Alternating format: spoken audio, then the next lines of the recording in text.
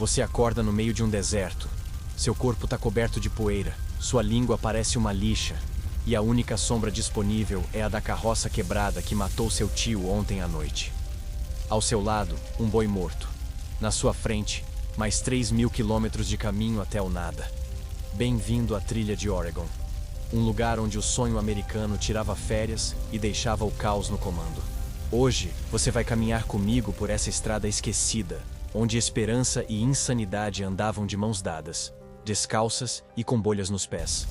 Vamos rir, nos arrepiar e descobrir por que você não duraria um único dia nessa jornada que parecia ter sido escrita por um roteirista bêbado de Game of Thrones.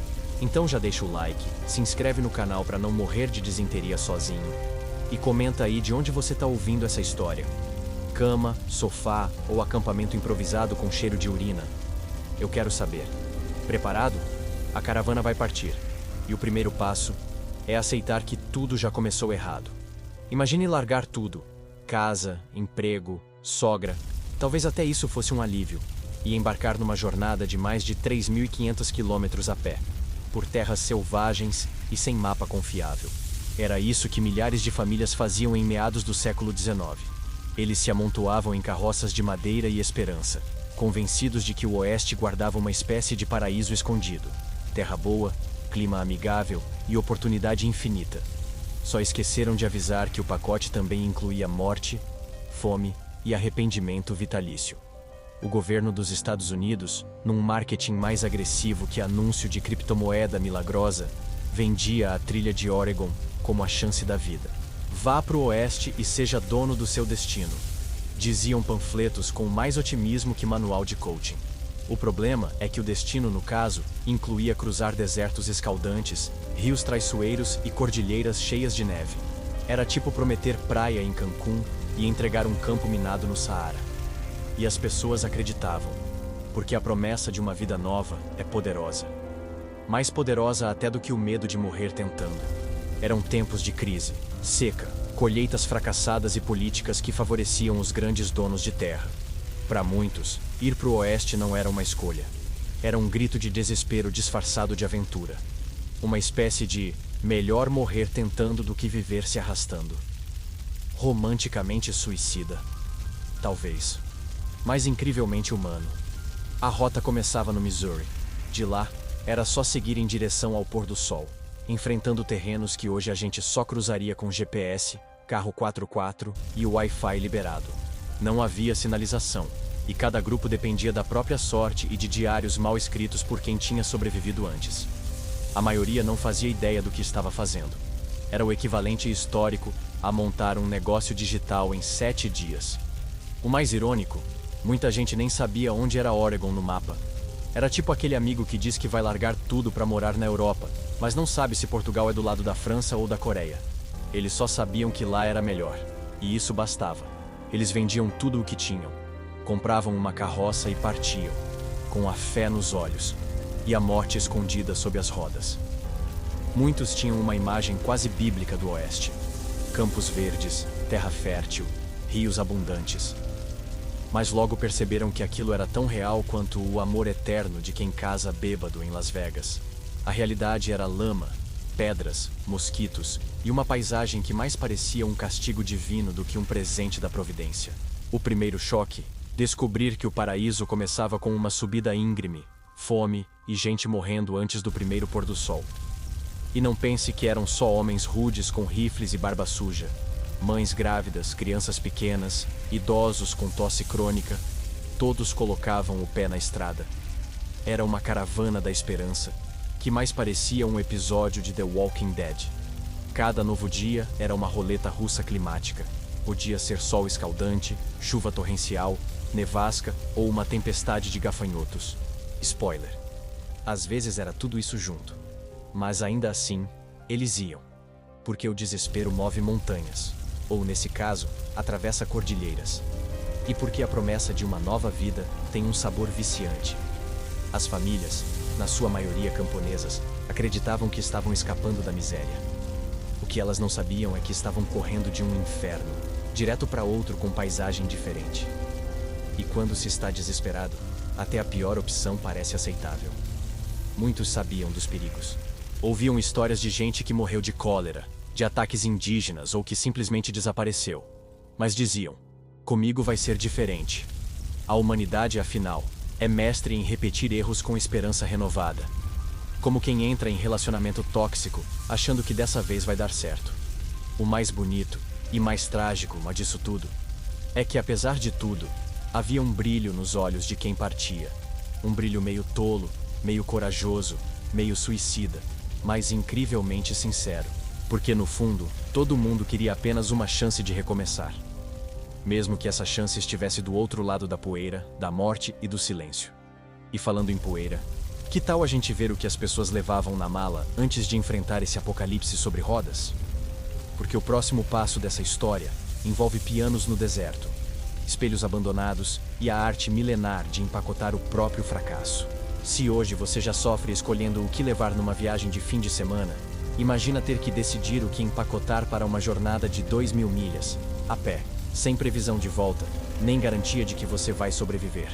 Bem-vindo ao inferno logístico da trilha de Oregon. A regra era clara: leve tudo o que você precisa para recomeçar a vida. Mas só o que sua carroça aguentar sem virar um caixão sobre rodas. O resultado? Gente levando pianos de cauda para o meio do deserto. Eu juro, teve um sujeito que carregou um relógio de pedestal por centenas de quilômetros, porque representava o legado da família. Spoiler: ele abandonou o relógio na primeira encosta. E o legado? Ficou com os abutres. As carroças viravam verdadeiros altares do apego. Espelhos, retratos, mobília, porcelanas. Tudo cuidadosamente embalado para uma viagem que não perdoava nem um alfinete fora do lugar. É quase poético. E totalmente trágico. As trilhas ficavam cheias de objetos abandonados como se fossem o feed deprimente de uma loja vintage pós-apocalíptica. Cada piano deixado para trás era um adeus a um passado que não cabia mais no presente.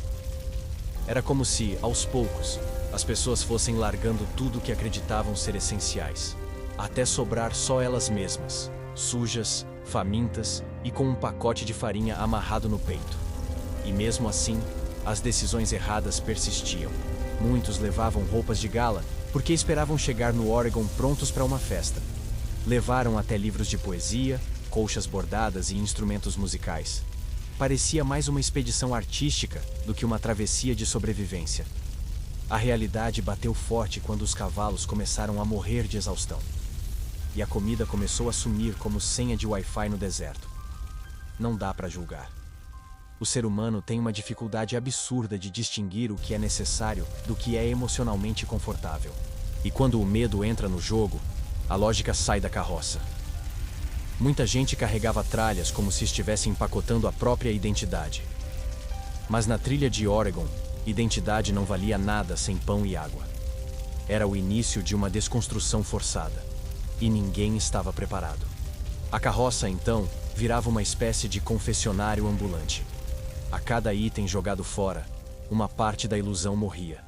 Primeiro iam os talheres de prata, depois as roupas elegantes, depois o orgulho. Em algum momento, até a Bíblia era deixada para trás, porque carregar fé pesa menos na cabeça do que nas costas. A trilha ensinava que o essencial não cabe numa mala, e que toda bagagem a mais, física ou emocional, cobra um preço. Enquanto isso, o ambiente não ajudava. Subidas íngremes, lamaçal, tempestades de areia. Tudo conspirava contra o excesso. Algumas carroças caíam em desfiladeiros, outras afundavam em pântanos. E com elas iam móveis, memórias e sonhos. A essa altura, o que importava era só a próxima refeição e o próximo passo. Porque parar era morrer, literalmente. E as escolhas ruins não acabavam aí. Alguns pioneiros tentavam reorganizar suas carroças no meio do caminho, como quem tenta consertar um avião em pleno voo. Uns trocavam trigo por rifles, outros vendiam cobertores para comprar cavalos, que logo morriam. Era uma economia de desespero, onde todo mundo achava que sabia o que estava fazendo, até perceber que estava indo ladeira abaixo, no sentido mais literal possível. Aos poucos, a trilha virava um museu de arrependimentos. Cada objeto largado no caminho era uma confissão involuntária. Eu errei. Um piano abandonado sob o sol do Nebraska dizia mais sobre o fracasso humano do que qualquer carta escrita com lágrimas. Era a materialização de uma verdade brutal. O que você acha que precisa, raramente é o que vai te salvar. E quando até suas memórias viram peso morto, o que resta? Você, seus pés inchados, a estrada infinita. E uma família que anda junto, e morre junto. Sim, porque no próximo trecho dessa jornada, a gente vai descobrir como a esperança virou velório. E por que a trilha de Oregon era, na prática, um funeral coletivo disfarçado de viagem em família. Na teoria, era bonito. Pais, mães, filhos e até o cachorro partindo juntos rumo a uma nova vida. Um comercial de margarina do século XIX, com poeira no cabelo e piolhos na barba. Mas na prática, a trilha de Oregon transformava famílias inteiras em pequenos exércitos de sofrimento ambulante. A cada quilômetro, o que parecia união virava um teste de resistência. E o que era amor? Muitas vezes acabava sendo peso extra. Não era raro ver famílias enterrarem filhos antes mesmo da primeira semana. Crianças morriam de infecção, desidratação, febres misteriosas, ou simplesmente de fome. Os pequenos eram os primeiros a tombar. Seus corpos, frágeis, não aguentavam o ritmo nem a brutalidade do clima. E aí vinha a pergunta que ninguém queria responder: deixar o corpo para trás ou parar tudo e enterrar? Em ambos os casos, o trauma seguia junto. E não era só com crianças. Idosos, mães em trabalho de parto, até recém-casados, todos eram vítimas da roleta russa do Oeste. A trilha não escolhia. Ela colhia. E rápido. Alguns relatos descrevem famílias que perderam todos os filhos em menos de um mês. Outros contam que, no fim da jornada, o único sobrevivente era o pai, arrastando a própria sombra. A trilha era uma espécie de reality show mórbido, o último a ficar em pé. Ganhava uma fazenda e uma vida de traumas. E como se não bastasse, a convivência em condições extremas virava um caldeirão de tensão emocional. Comida acabando, água escassa, sono interrompido por gritos e tosses. Você pode imaginar como era o clima no jantar. Brigas aconteciam por motivos banais. Um pedaço de pão, uma opinião sobre qual rio atravessar, ou quem seria enterrado primeiro caso todos morressem. A trilha era o ambiente ideal para transformar amor em ressentimento e paciência em soco. Mas havia também o outro lado. Gente que se apegava ainda mais. Pais que carregavam filhos mortos por quilômetros, porque não conseguiam abandoná-los. Irmãos que se revezavam para manter o outro acordado, só para garantir que ele não morresse dormindo. A dor unia. E também destruía. Era como se cada passo fosse um pacto silencioso de sobrevivência. Se você cair, eu não vou conseguir seguir. Mas eu vou ter que seguir mesmo assim. As famílias maiores tentavam se proteger em grupo. Criavam turnos de vigília, inventavam histórias à noite para distrair as crianças e até organizavam missas improvisadas ao pôr do sol. Um último respiro de civilização no meio do caos. Mas o tempo era impiedoso. Conforme os corpos iam ficando pelo caminho, os grupos encolhiam. E o silêncio aumentava. Porque não há conversa que sustente o vazio de uma carroça que voltou com menos pessoas do que partiu. E é aqui que entra um dos detalhes mais cruéis: os diários das mães. Muitas escreviam, todos os dias, mesmo quando perdiam filhos, maridos, tudo. As últimas páginas normalmente são difíceis de ler. Frases como: hoje enterrei o pequeno Thomas, seguidas de: amanhã tentaremos cruzar o rio Snake. É o tipo de frieza que não é frieza. É o corpo emocional desligando para não explodir. E sim, muitas dessas mães simplesmente pararam de escrever, ou de existir. Os casais também eram testados. Alguns se fortaleciam, outros quebravam. Teve caso de marido que abandonou a esposa para tentar salvar a si mesmo.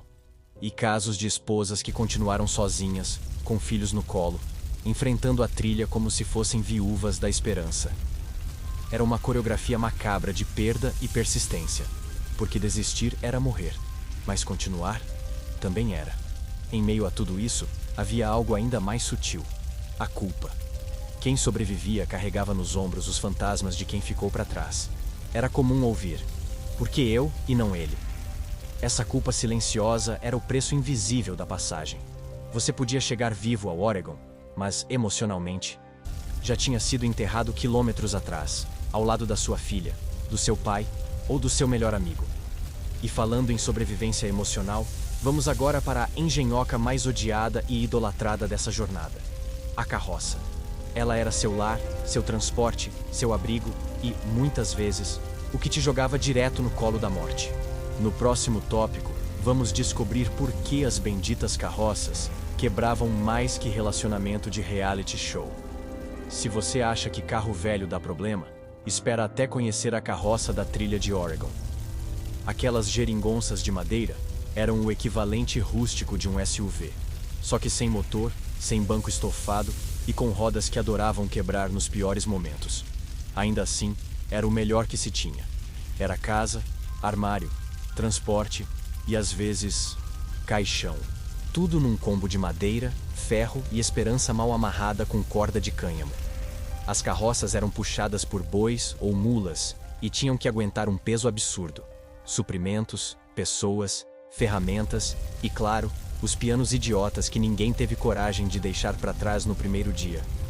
As rodas eram feitas de madeira dura, presas com a tecnologia da época, ou seja, oração e pregos. Quando uma quebrava, era o caos. Imagina trocar o pneu no meio do nada, sem estepe, sem macaco hidráulico e com um lobo assistindo. E sim, elas quebravam, o tempo todo. O eixo central rachava, as rodas entortavam, as tábuas soltavam. Bastava um buraco fundo ou uma pedra torta para transformar a carroça numa escultura abstrata de frustração em madeira. E quando isso acontecia, todo mundo tinha que parar. A caravana ficava vulnerável. A comida estragava. A tensão subia. Era o tipo de falha mecânica que podia te custar a vida. Literalmente. Mas o problema não era só técnico. Era também emocional. As carroças chacoalhavam tanto que as pessoas evitavam ficar dentro. Era mais confortável. Veja bem, mais confortável. Andar a pé por centenas de quilômetros. Isso mesmo. Elas eram tão desconfortáveis que o pessoal preferia transformar as pernas em pedra-pomes do que passar mais um minuto sendo sacudido como feijão em panela de pressão. Outro detalhe fascinante: as carroças não tinham suspensão. Ninguém pensou nisso. Era tudo seco, direto no osso. Crianças vomitavam, idosos desmaiavam, e grávidas. Bem, digamos que muitas gestações não sobreviveram à trepidação. A cada solavanco, um dente a menos e uma esperança a mais de que aquilo tudo fosse só um pesadelo induzido por febre. Apesar de tudo, elas eram o centro da vida na trilha. Era onde se comia, dormia, chorava e parava para consertar. Sempre tinha alguém esculpindo uma nova roda improvisada com o que sobrou de uma cerca alheia ou de uma árvore caída. A criatividade mecânica era admirável. O desespero também. Um sujeito chegou a usar a tábua da sepultura da esposa como peça de reposição. Não se sabe se foi engenhoso ou apenas desesperado mesmo. E como todo carro problemático, as carroças tinham nomes. Sim, gente batizava a carroça como se fosse pet. Velha robusta, Benedita, Esperança. Irônico, já que quase todas acabavam desmontadas, abandonadas ou viravam lenha. A personificação da tragédia em 4 rodas. Você se apegava à carroça e ela te retribuía quebrando no meio da nevasca. Aliás, algumas famílias se organizavam de forma militar para lidar com os problemas. Um consertava, outro cozinhava, outro buscava água e um ficava de vigia, porque as carroças quebradas viravam alvo fácil de bandidos, animais selvagens ou apenas de curiosos querendo roubar um saco de farinha. Era logística de guerra, mas com sapatos furados e fome constante. E como sempre, o peso era o maior inimigo. Quanto mais você carregava, mais chances de quebrar. Mas sem peso, você morria de fome. Era uma equação sem solução. A carroça perfeita nunca existiu. Só existia a que quebrava menos. E mesmo essas, quebravam. No final, todo mundo percebia. Você não empurrava a carroça. Era ela que empurrava você, pro fundo do desespero. E falando em desespero, que tal a gente conversar agora sobre o inimigo número 1 da trilha de Oregon? Não eram os lobos, nem os assaltantes, nem os indígenas. Era algo muito mais íntimo, mais traiçoeiro, e que vinha de dentro, literalmente. No próximo tópico, vamos falar sobre o trono invisível que matou mais gente que qualquer guerra, o solo sagrado da diarreia. Na trilha de Oregon, A morte não chegava com espada nem com rugido de animal selvagem. Ela chegava sutil, escorria, literalmente. O verdadeiro vilão da jornada não era o clima, os índios ou a falta de comida. Era a água contaminada. Um gole errado e pronto. Você estava condenado a viver no banheiro. Que, no caso, era qualquer arbusto com um pouco de dignidade. A diarreia era quase um rito de passagem. Se você nunca teve, é porque ainda não começou a morrer. O povo chamava de fluxo, como se fosse algo leve, quase poético. Mas não se engane, era devastador. Em poucos dias, você podia sair de humano funcional para um fantasma desidratado, implorando por uma gota de água potável. Água essa que, claro, vinha do mesmo rio onde o boi morto caiu semana passada. E quando você pensa que não pode piorar, entra em cena a cólera. Nome bonito, efeito catastrófico. Ela chegava de repente, com vômitos, febre e um colapso geral. Muita gente morria em menos de 24 horas. Sim, 24 horas. Do "tô me sentindo estranho" até o "joga uma pá de terra em cima".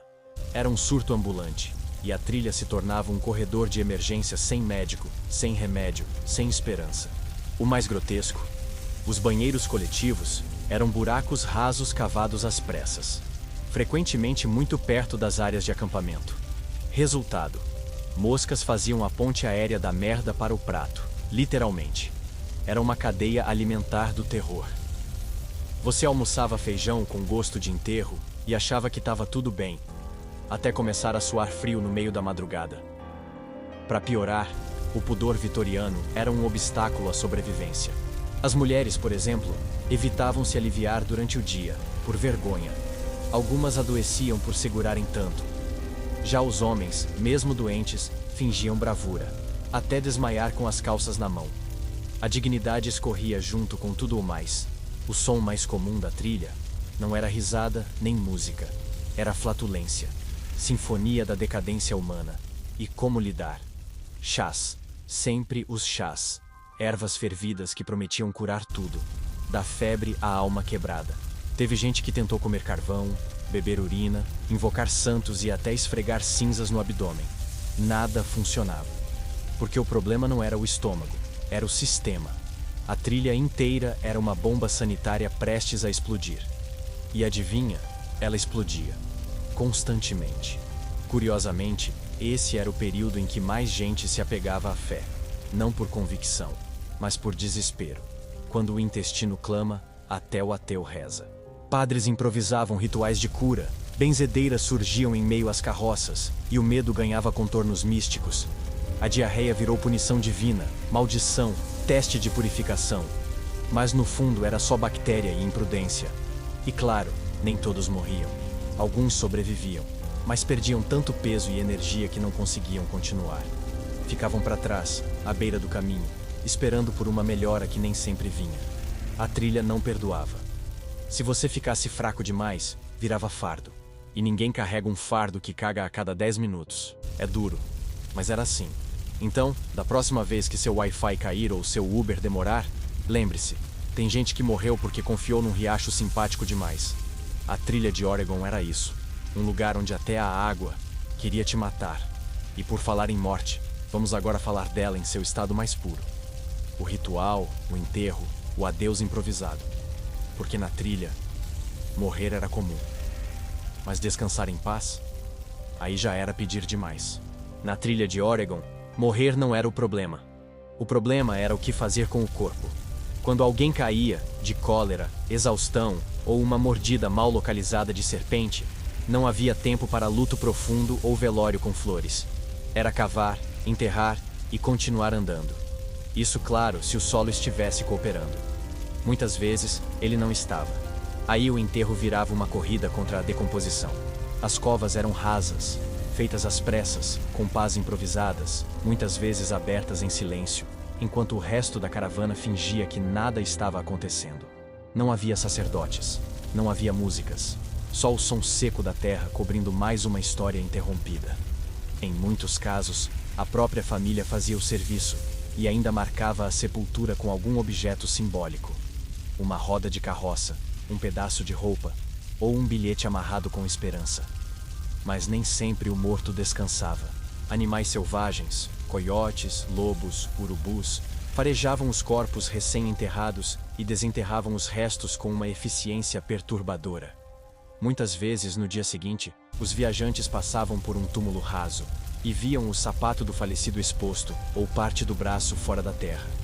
Ninguém falava nada, só andavam mais rápido, porque a morte ali era contagiosa, no físico e no emocional. A improvisação era a regra. Quando o solo era duro demais, os corpos eram deixados em cavernas, cobertos por pedras ou simplesmente abandonados sob árvores. Alguns tentavam ocultar a morte, para não desanimar os demais, enterrando o corpo no próprio rastro da carroça, para que os sulcos das rodas confundissem os animais. Um truque sombrio e engenhoso. O problema? Às vezes, a carroça passava de novo por cima no dia seguinte. Ups! E aí temos o clássico dilema: carregar o corpo ou deixá-lo? Muita gente tentava arrastar o falecido por alguns quilômetros, em busca de um lugar mais digno. Spoiler: não existia lugar digno. Só existia a necessidade brutal de seguir em frente. Porque cada minuto parado era risco de morte para os vivos. O luto ali era um luxo. E o tempo, um inimigo. Ainda assim, algumas famílias tentavam manter uma aparência de ritual. Oravam, cantavam, escreviam o nome do morto num pedaço de madeira, mas quase nunca havia lápides duradouras. O vento levava tudo, e com o tempo, até o nome era esquecido. Os mortos da trilha não tinham biografia. Tinham coordenadas estimadas e uma saudade sem testemunhas. O silêncio fazia mais barulho que qualquer grito. E claro, havia os casos extremos. Gente que simplesmente não podia parar para enterrar o corpo. Um homem, por exemplo, amarrou a esposa morta na parte de trás da carroça, enrolada em tecido, e continuou andando.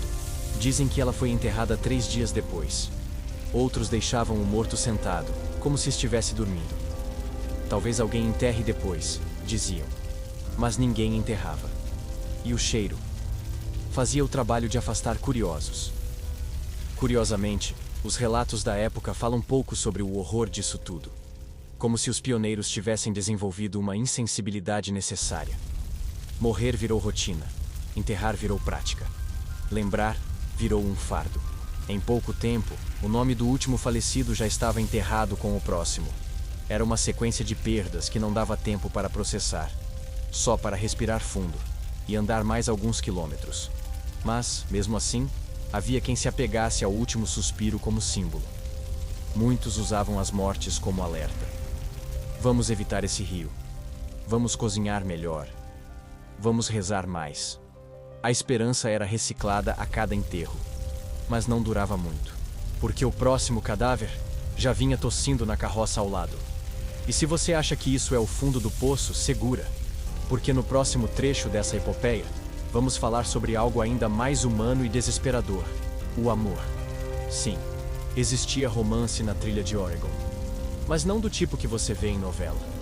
Era um tipo de amor entre bolhas nos pés, promessas quebradas e sobrevivência hormonal. Porque até no fim do mundo, o coração tenta bater. Se você acha difícil encontrar o amor em tempos de Tinder e Wi-Fi instável, imagina procurar companhia enquanto seu pé está virando um naco de carne viva, sua roupa fede a urina e o jantar foi uma sopa de farinha com lágrimas. Pois é, ainda assim, na trilha de Oregon, o Cupido trabalhava em regime de urgência. Porque quando a morte está sempre do seu lado, o amor parece uma ideia apressada e irresistível. Muitos romances nasciam na beira do desespero. Viúvos recém-enlutados encontravam consolo em viúvas igualmente destruídas. Às vezes, nem havia tempo para o luto. Teve mulher que se casou 3 dias depois de enterrar o marido, porque precisava de proteção, comida, ou apenas alguém que segurasse sua mão no fim do mundo. Era amor? Era sobrevivência? Era um pouco dos dois, talvez com cheiro de suor e esperança vencida. Os casamentos improvisados viravam eventos comunitários. Um padre qualquer, às vezes inventado, 2 testemunhas e um contrato verbal de até a cólera nos separe. A cerimônia durava menos que um soluço e o presente de casamento geralmente era um pedaço de pão extra ou uma garrafa de água não contaminada. Nada de festa, nada de dança. Só um acordo entre 2 corpos tentando evitar o colapso. Mas havia também os amores proibidos. Adolescentes que se apaixonavam durante as noites de acampamento, trocando olhares tímidos entre fogueiras e flatulências. Moças que fugiam com rapazes de outras caravanas, deixando famílias em pânico. E pais com mais uma razão para infartar. E claro, os casos extraconjugais. Gente que traía o cônjuge com um desconhecido de outra carroça. Porque na trilha, até a fidelidade, ficava frágil. E como toda paixão rápida, muitos desses romances terminavam de forma trágica. Um dos dois morria. Ou desaparecia, ou simplesmente desistia e ia embora com outra caravana. Tinha gente que sumia no meio da noite. Outros eram abandonados durante o dia, com uma desculpa esfarrapada e um pedaço de carne seca como lembrança. A trilha não era lugar para corações sensíveis. Era um Tinder medieval, com risco real de morrer no primeiro encontro. Curiosamente, os diários da época falam pouco do amor em si, mas falam muito da falta dele. Muita gente escrevia sobre a solidão esmagadora, sobre a saudade de quem ficou, sobre o toque humano que não vinha há semanas. A carência era tão densa quanto a poeira. Havia relatos de pessoas que choravam só de ouvir uma música, ou de receber um abraço. Emoção era raridade, e quando surgia, era avassaladora. E não pense que era só entre jovens. Idosos também buscavam consolo. Uma senhora de 62 anos casou-se com um viúvo de 68, em pleno deserto de Idaho. Dormiam sob a carroça, dividindo cobertores e pesadelos. Dizem que ela ria das piadas dele, mesmo sem dentes. Um amor simples, sujo e sem filtro. Mas talvez mais verdadeiro que muitos casamentos celebrados com buffet e DJ. Ah, e os pés. Sempre eles. Os pés feridos, em carne viva, eram o símbolo máximo da entrega. Era comum que parceiros trocassem os sapatos, dividissem meias, massageassem um ao outro com banha de porco e esperança. O cuidado com os pés virou prova de afeto, um gesto íntimo, quase erótico. No meio da miséria, o toque ganhava outro valor. Mesmo nas condições mais brutais, o ser humano ainda queria amar.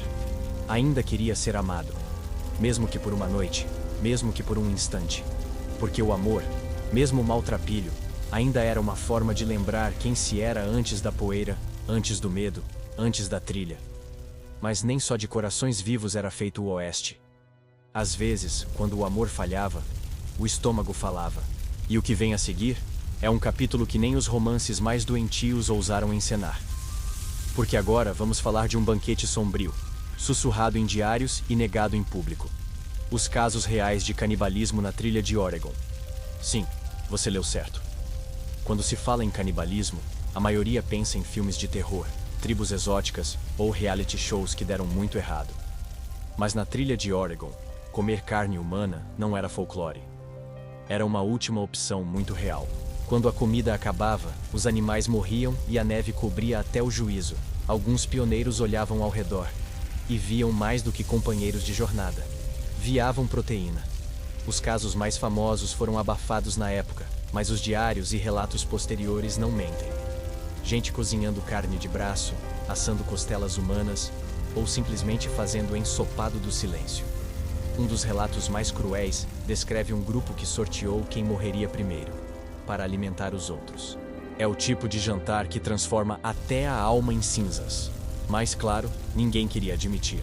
O canibalismo era escondido, disfarçado. Diziam: encontramos um animal morto na neve. Ou, tinha um cheiro estranho, mas era carne.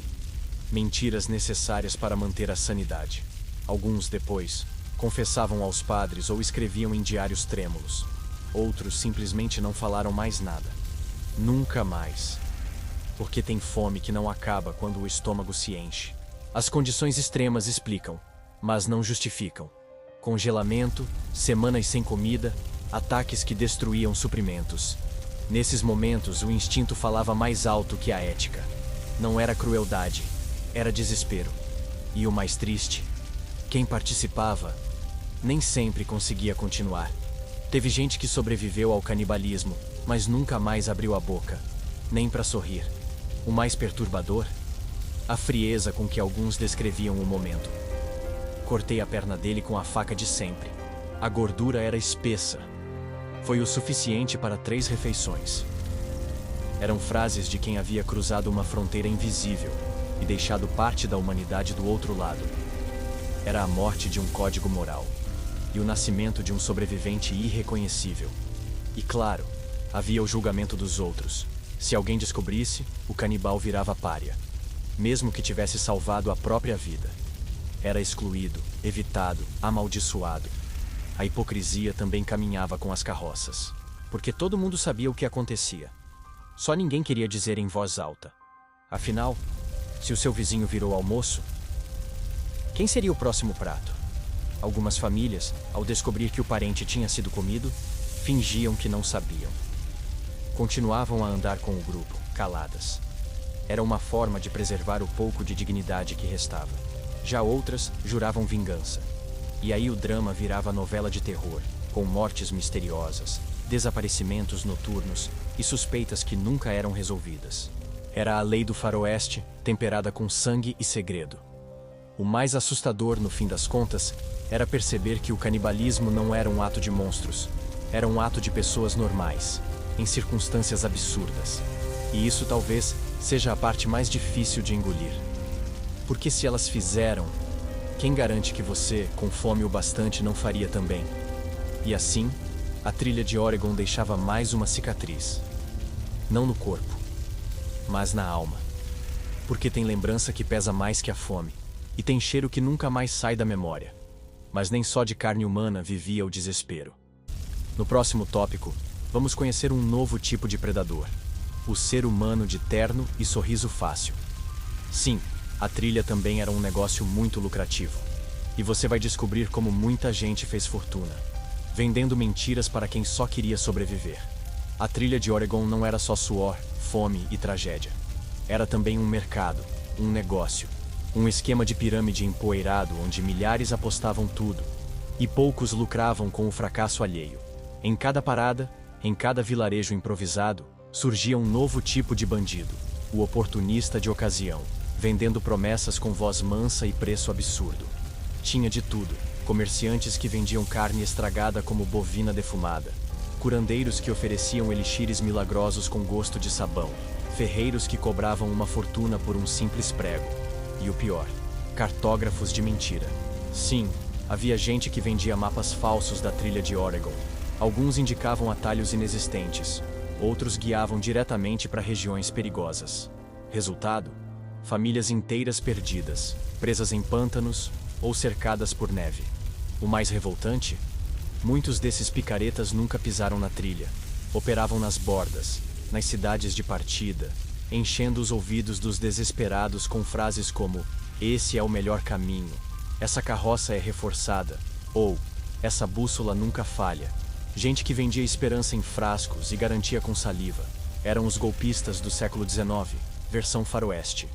E os preços? Abusivos, claro. Um par de botas podia custar uma vaca. Um saco de farinha valia o equivalente a um mês de trabalho. E se você quisesse uma ajuda para atravessar um rio? Havia guias que cobravam tudo o que você tinha. E às vezes, ainda te empurravam na água para roubar o que restava. Era a lei do mais esperto. E os inocentes pagavam com lágrimas e silêncio. Também surgiram os intermediários espirituais. Sujeitos que se diziam capazes de prever perigos ou sentir a energia da terra. Eram místicos de conveniência, cobrando por orações, amuletos ou conselhos estratégicos baseados em coisa nenhuma. Em um dos casos, uma família seguiu as instruções de um desses profetas e acabou isolada por uma nevasca. Dos 7 membros, só um sobreviveu. E o profeta? Sumiu na primeira névoa. O mais cruel é que os pioneiros queriam acreditar. Precisavam acreditar. Qualquer voz que oferecesse segurança era acolhida com gratidão, mesmo que fosse mentira. A esperança era tão escassa quanto a comida. Então sim, muitos sabiam que estavam sendo enganados, mas preferiam a mentira reconfortante à verdade cortante. Afinal, quem aguenta seguir adiante só com medo? Alguns comerciantes até enriqueceram absurdamente com o sofrimento alheio. Construíram estalagens, ferrarias, lojas de suprimentos, cobrando fortunas por qualquer item básico. Esses empreendedores se tornaram os verdadeiros vencedores da trilha. Nunca andaram 1 quilômetro sequer, mas se alimentaram da dor de quem andava até cair, literalmente. A história oficial os chama de pioneiros do comércio. A gente aqui prefere chamar de parasitas de gravata. E como toda história boa de bandido, às vezes havia vingança. Alguns pioneiros voltavam, anos depois, mais ricos, mais fortes, e acertavam as contas com quem os enganou. Outros, nem isso. Apenas escreviam o nome do canalha num diário, na esperança de que alguém lesse e cuspisse sobre sua lápide. Se é que ele teve uma. Porque no fim, a trilha de Oregon era também uma metáfora viva. Nem sempre quem sofre mais é quem perde. E nem sempre quem lucra mais é quem vence. O tempo cobra. E a poeira engole todo mundo igual. E já que estamos falando de vilões, que tal a gente questionar agora um dos mitos mais repetidos da história? Porque no próximo tópico, vamos falar sobre os bárbaros da narrativa oficial, os indígenas. E spoiler, a história contada nas escolas tá cheia de furos. Se você cresceu vendo filmes de faroeste, provavelmente já foi condicionado a associar indígenas a gritos de guerra, flechas e ataques noturnos em câmera lenta. Mas a verdade é que na trilha de Oregon, os nativos eram mais farmácia, socorristas e guias do que qualquer outra coisa. Quem pintou eles como monstros foi o mesmo povo que invadiu suas terras, espalhou doenças e ainda reclamava da recepção. A maioria dos povos indígenas que viviam ao longo da trilha, como os Shoshone, Nez Percé e Cayuse, sabiam que os brancos estavam passando. Sabiam que não iam embora. E sabiam que resistir à bala não ia dar bom. Então, em vez de brigar, muitos tentaram ajudar. Deram comida, indicaram caminhos, ensinaram a caçar, a filtrar água, a sobreviver. E como foram pagos? Com desconfiança, traição e, eventualmente, chumbo. É claro que existiram ataques, mas veja bem. Depois de meses vendo suas terras invadidas, caça espantada e doenças dizimando aldeias inteiras, qualquer um perderia a paciência. Alguns grupos reagiram, outros cobravam pedágio para a travessia. E quem pode julgá-los? Se você deixasse um bando de gente passar por dentro do seu quintal, derrubar sua cerca, matar suas galinhas e ainda reclamar do cheiro, talvez também pegasse no arco. A tragédia é que a narrativa oficial transformou essas reações isoladas em prova de que os indígenas eram um perigo constante. Mas a realidade é que, para muitos pioneiros, o primeiro rosto amigável visto em semanas era de um nativo. Teve criança salva de afogamento por eles. Teve mulher ferida cuidada em tenda indígena. Teve até casamento entre culturas, escândalo para os padrões da época, mas poesia para os historiadores modernos. Mesmo assim, a hostilidade estava sempre ali, não dos indígenas, mas dos próprios viajantes. Muitos carregavam medo enraizado, ensinamentos racistas e armas apontadas. Qualquer aproximação era interpretada como ameaça. Muitos indígenas foram mortos só por estarem ali, respirando, andando, observando. A trilha era uma vitrine do pânico colonial. Medo do desconhecido, projetado em quem conhecia aquele território muito melhor que qualquer branco. E não dá para ignorar o peso simbólico disso tudo. Os pioneiros diziam estar buscando liberdade, terra e paz, enquanto pisavam sobre os cadáveres de quem já vivia lá.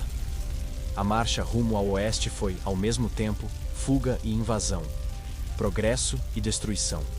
Os trilheiros não eram só vítimas da miséria, eram também agentes de um império em expansão, mesmo que sem saber. Há registros de indígenas que guiaram caravanas inteiras, desviando de nevascas, armadilhas naturais e até confrontos com outras tribos. Foram essenciais para que muitos chegassem vivos.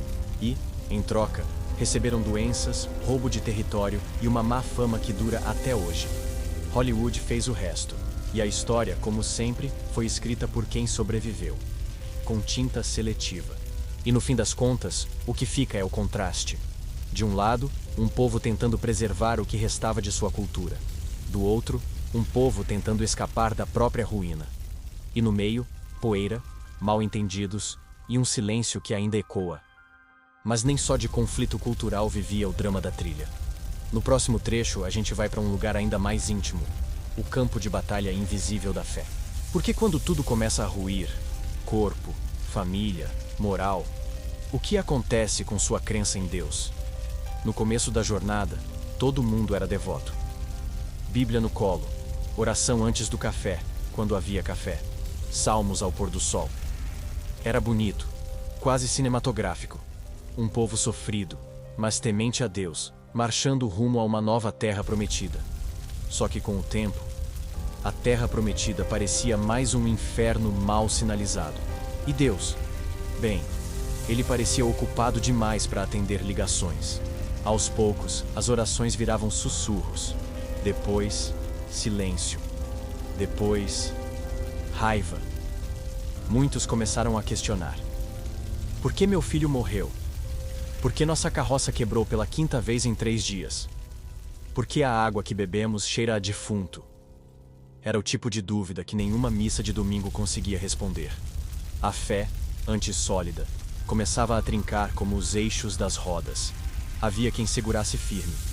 Gente que via cada tragédia como um teste.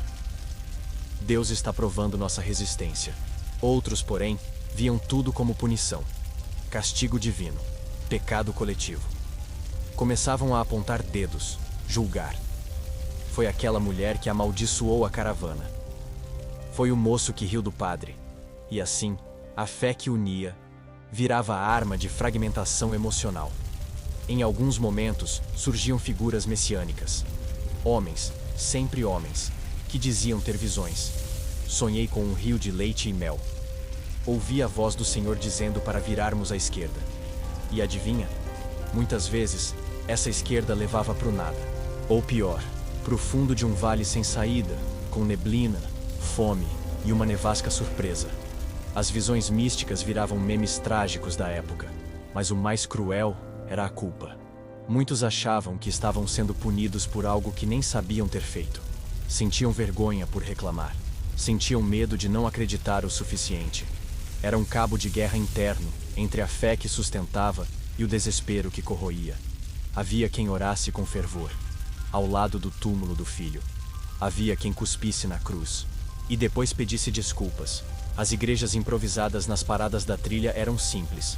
Um tronco como altar, um grupo de vozes desafinadas e um pregador cansado, às vezes bêbado, às vezes apenas quebrado por dentro. Mas ainda assim, havia algo ali, um último fio de esperança. Ou pelo menos, um ritual que dava a ilusão de que tudo fazia algum sentido. Mesmo que ninguém soubesse qual. Curiosamente, muitas mulheres se tornavam os pilares espirituais da caravana.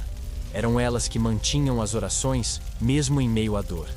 Que acalmavam crianças com histórias bíblicas adaptadas à tragédia real. Que seguravam a mão do moribundo e diziam: vai com Deus, a gente se encontra lá. A fé ali não era grandiosa, era prática. Pequena, mas talvez mais poderosa do que nunca. E no fim, cada um interpretava Deus como dava. Para uns, ele estava testando. Para outros, abandonando. Teve quem descobriu um novo tipo de fé, silenciosa, sem promessas, mas firme como pedra. E teve quem abandonou tudo, rasgou a Bíblia e jurou nunca mais dobrar os joelhos. E tudo isso era compreensível, porque na trilha de Oregon, até o céu parecia querer distância. E mesmo os que chegavam ao fim da jornada, nunca voltavam a acreditar do mesmo jeito. A fé que atravessava a trilha saía do outro lado deformada, mas viva, ou pelo menos sobrevivente. E por falar em chegar ao fim, que tal descobrir agora o que acontecia quando o paraíso prometido finalmente aparecia no horizonte? Porque o próximo capítulo tem gosto de decepção, poeira e muito processo burocrático. Depois de meses caminhando, enterrando gente, comendo qualquer coisa que não te comesse de volta e rezando para não morrer de frio ou febre, os sobreviventes finalmente avistavam o tão sonhado Oregon. E aí, pum, o chão era encharcado, a terra cheia de pedras, e as terras boas já estavam cercadas por cerca e por gente mais esperta que tinha chegado anos antes. Parabéns, você sobreviveu. Para descobrir que sobreviveu à toa. A expectativa era de prados verdes, rios com peixes saltitantes, vizinhos amigáveis e terras livres. Mas a realidade era lama, burocracia, impostos e uma galera nada receptiva. Porque os veteranos do Oeste olhavam para os novos pioneiros como se fossem influencers de primeira viagem, chegando num festival de música com mala de rodinha. Com desprezo e um pouco de pena. A festa já tinha acabado, e os melhores lugares já estavam ocupados. E aí começava a segunda parte do pesadelo. A batalha legal pela terra. Isso mesmo. Você achou que bastava chegar, plantar uma bandeira e construir sua casa? Haha. Ingênuo. Você tinha que registrar, provar que cultivava, enfrentar outros que queriam a mesma faixa e, muitas vezes, lidar com funcionários corruptos que aceleravam processos por um pequeno agrado, tipo 3 vacas, 2 galinhas e a sua paciência. Ah, e as promessas do governo? Nem sempre cumpridas. Diziam terra grátis, mas não avisavam que ela vinha com um pacote combo: deslocamento indígena, dívidas e isolamento completo. Alguns chegavam e descobriam que não havia madeira para construir, nem água potável por perto. Outros achavam um terreno decente, mas já ocupado por uma família armada até os dentes. Diplomacia, ali, era feita com espingarda. E mesmo quando conseguiam a terra, o trabalho estava só começando. O solo precisava ser arado, os barracos erguidos do zero, os animais trazidos ou comprados. Tudo isso com corpos ainda se recuperando da trilha, e almas que já estavam esfareladas. Muita gente desabava emocionalmente nesse ponto. Era como correr uma maratona e descobrir que a linha de chegada era só o início de uma escalada vertical.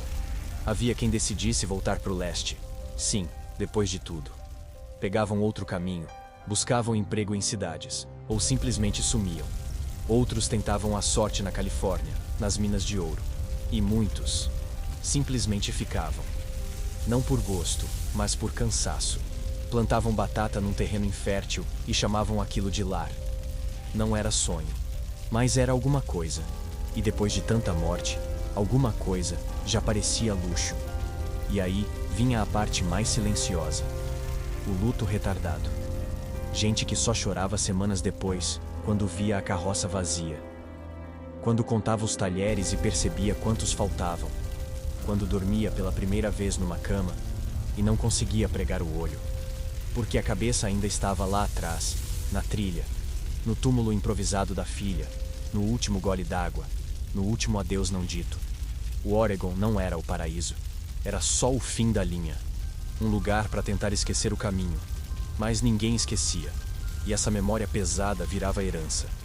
Os filhos ouviam as histórias, e os netos, e assim, o trauma virava tradição, virava mito, virava aula de história mal contada, porque ninguém queria admitir que a grande jornada do século XIX tinha terminado com gosto de barro.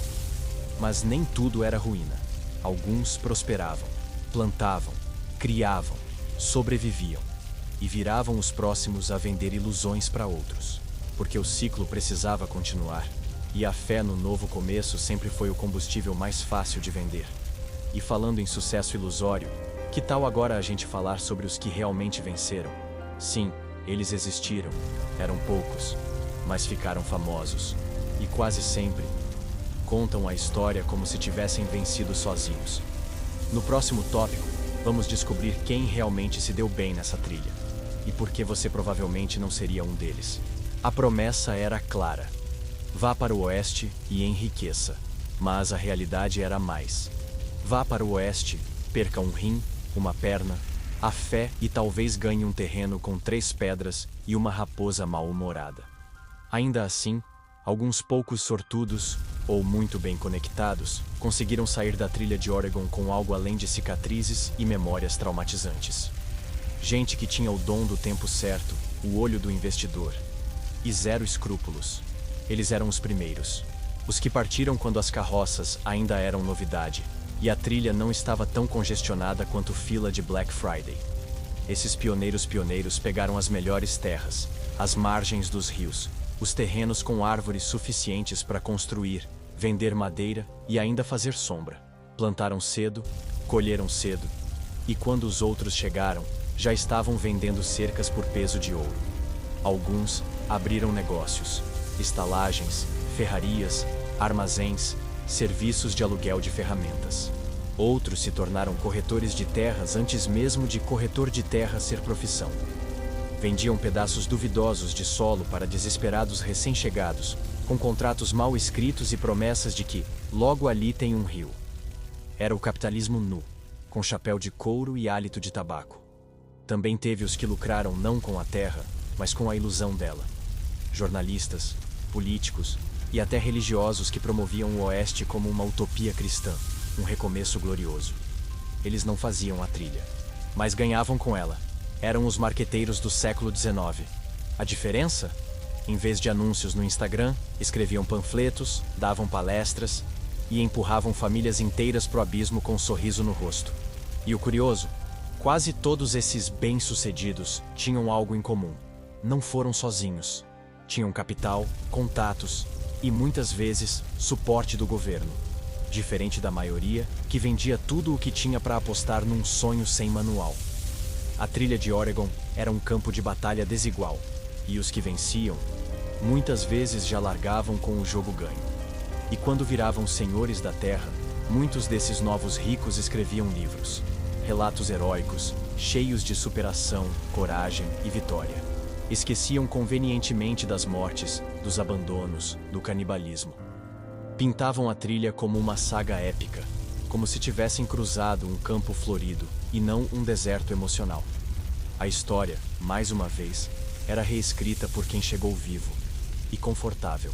Enquanto isso, os outros, a imensa maioria, viviam na base da subsistência. Plantavam para comer, criavam meia dúzia de animais e passavam o resto da vida tentando esquecer o que viram. Gente que não prosperou, que não enriqueceu, que só sobreviveu.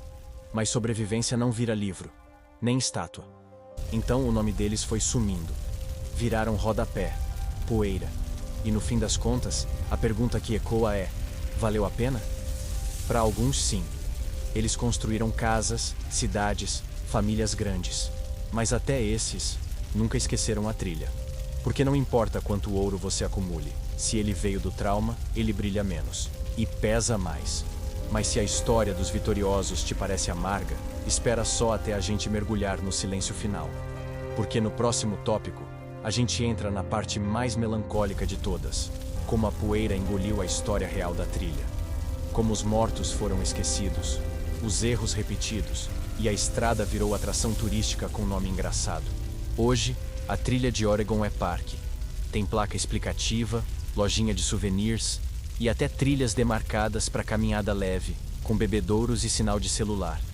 Crianças visitam com seus pais, aprendem a história dos pioneiros e tiram selfies ao lado de uma carroça restaurada com verniz e cheiro de eucalipto. Mas o que ninguém diz, e poucos sabem, é que aquilo ali já foi campo de guerra emocional. A poeira que cobre o chão também cobre a verdade.